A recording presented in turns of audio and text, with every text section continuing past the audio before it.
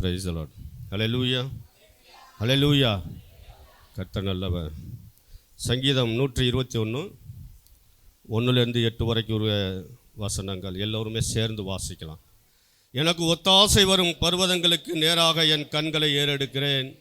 வானத்தையும் பூமியையும் உண்டாக்கின கர்த்தரிடத்திலிருந்து எனக்கு ஒத்தாசை வரும்.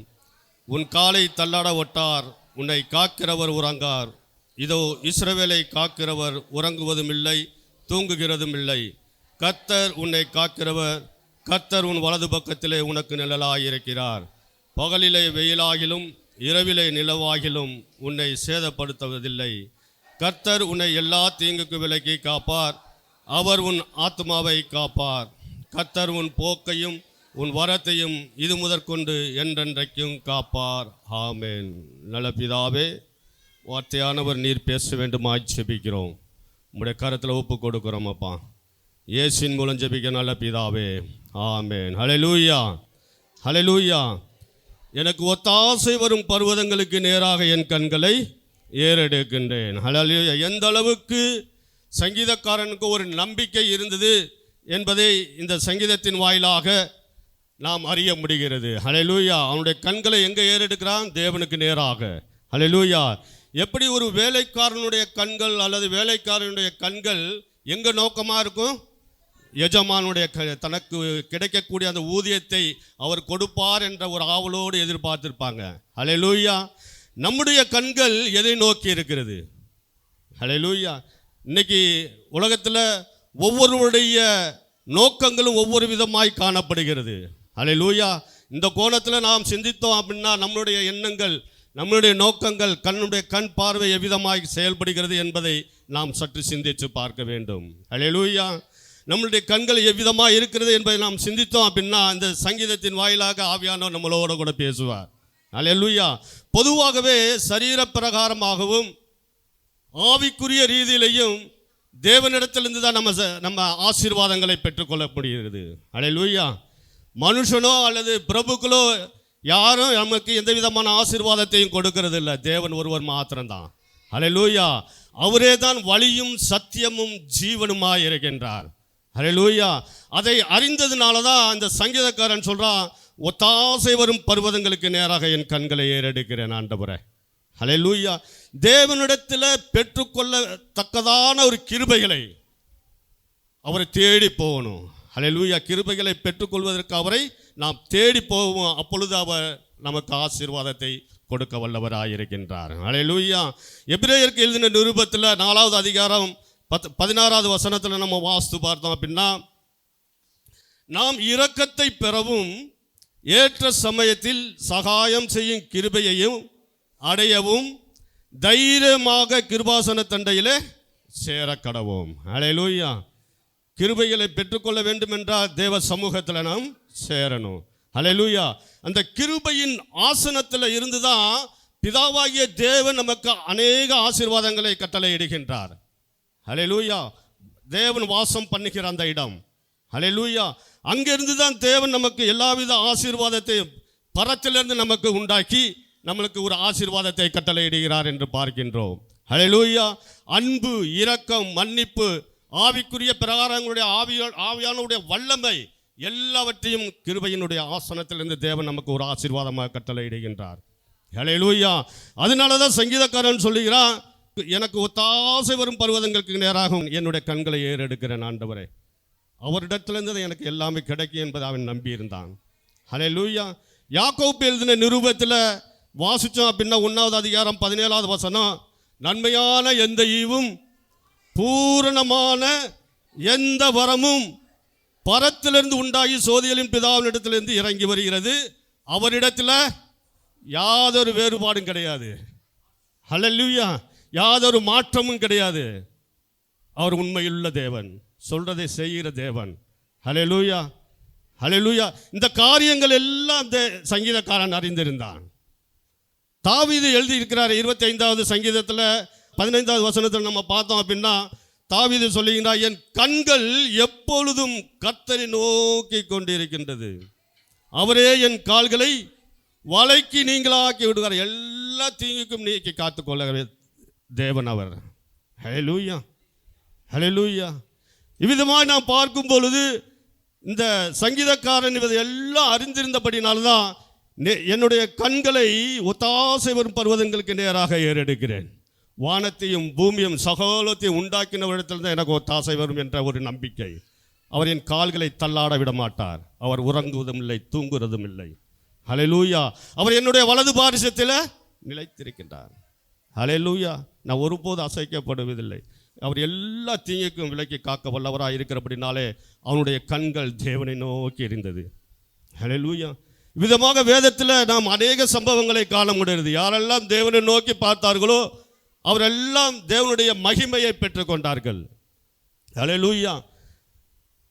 தாவீது ஆரம்ப காலத்து முதலே தேவனை பற்றி கொண்டான். அதனால கர்த்தர் முடிவு பரியந்தம் அவனை செவ்வையான பாதையில் வழி நடத்தினார். எல்லா இக்கட்டுகளுக்கு மீனாக்கி விலக்கி காத்து கொண்டார். மோசேயினுடைய நாட்களில் நம்ம பார்க்குறோம், கர்த்தர் இஸ்ரவேல் ஜனங்களை வழிநடத்தி செல்லும்படியாக அவரை தேர்ந்தெடுத்தார் இல்லையா.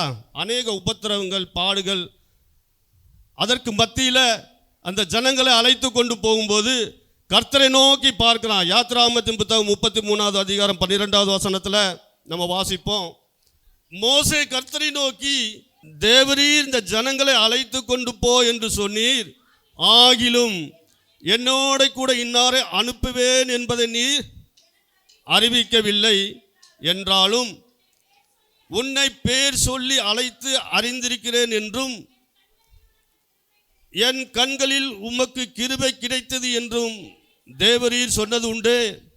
உம்முடைய கண்களில் இப்பொழுது எனக்கு கிருபை கிடைத்ததானால் நான் உம்மை அறிவதற்கும் உம்முடைய கண்களில் எனக்கு கிருபை கிடைப்பதற்கும் உம்முடைய வழியை எனக்கு அறிவியும். இந்த ஜாதி உம்முடைய ஜனம் என்று நினைத்தருளும் என்றான். அதற்கு அவர், என் சமூகம் உமக்கு முன்பதாக செல்லும். இளைப்பாறுதலை கொடுக்கிறவர் கர்த்தர் ஒருவர் மாத்திரம்தான். ஹல்லேலூயா.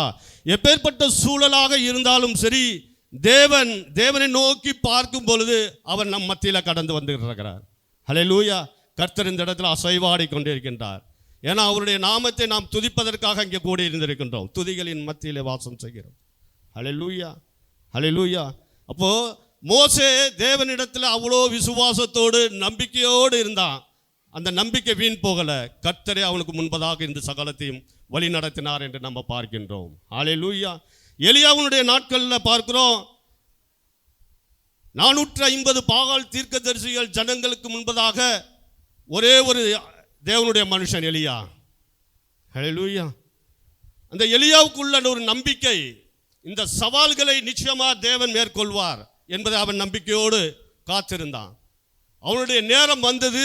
எடுத்து வாசிக்கலாம். 1 ராஜாக்கள் புத்தகம் 18வது அதிகாரம் 36வது வசனம். தீர்க்கதரிசியாகிய எலியா வந்து, ஆபிரகாமுக்கும் ஈசாக்குக்கும் யாக்கோப்புக்கும் தேவனாகிய கர்த்தாவே, இஸ்ரவேலிலே நீ தேவன் என்றும் நான் உம்முடைய ஊழியக்காரன் என்றும் நான் இந்த காரியங்களை எல்லாம் உம்முடைய வார்த்தையின்படி செய்தேன் என்றும் இன்றைக்கு விளங்கப்படும் என்று சொல்லி தேவனை நோக்கி அபயமிட்டான். ஹல்லேலூயா. சத்தமிட்டான், ஜெபமாய் ஏறெடுத்தான். அந்த ஜெபத்திற்கு தேவன் பதில் கொடுக்கின்றார். ஹல்லேலூயா. அப்பொழுது கர்த்தரிடத்திலிருந்து அக்கினி இறங்கியது. கர்த்தர் அக்கினிமயமாய் இறங்கி அவன் வேண்டுதலை கர்த்தர் அந்த இடத்துல நிறைவேற்றுகிறார் என்று நம்ம பார்க்கின்றோம். காரணம், அவன் நோக்கி பார்த்தது மற்ற ஜனங்கள் அல்ல, பாகால் தீர்க்கதரிசிகளுக்கு பயந்து அல்ல, மாறாக தேவனை நோக்கி பார்த்தான். ஹல்லேலூயா. தேவனை நோக்கி பார்த்ததுனால கர்த்தர் அக்கினிமயமாக இறங்கி அந்த சர்வாங்க தகன பலியையும் விறகுகளையும் கற்களையும் மண்ணையும் பட்சித்து வாய்க்கால் இருந்த தண்ணீரை நக்கி போட்டது. அதை பார்த்த ஜனங்கள் எல்லாம் முகங்குப்புற விழுந்து கர்த்தரே தெய்வம் என்று வணங்கினார்கள் என்று பார்க்கின்றோம். ஹல்லேலூயா. ஹல்லேலூயா. அவரை நோக்கி பார்த்தவர்கள் ஒருபொழுதும் வெட்கப்பட்டு போனதே கிடையாது. ஹல்லேலூயா. அத்தனை பேருக்கு முன்பதாக எலியாவின் தேவன் அந்த இடத்துல வாசம் பண்ணினார். ஹல்லேலூயா.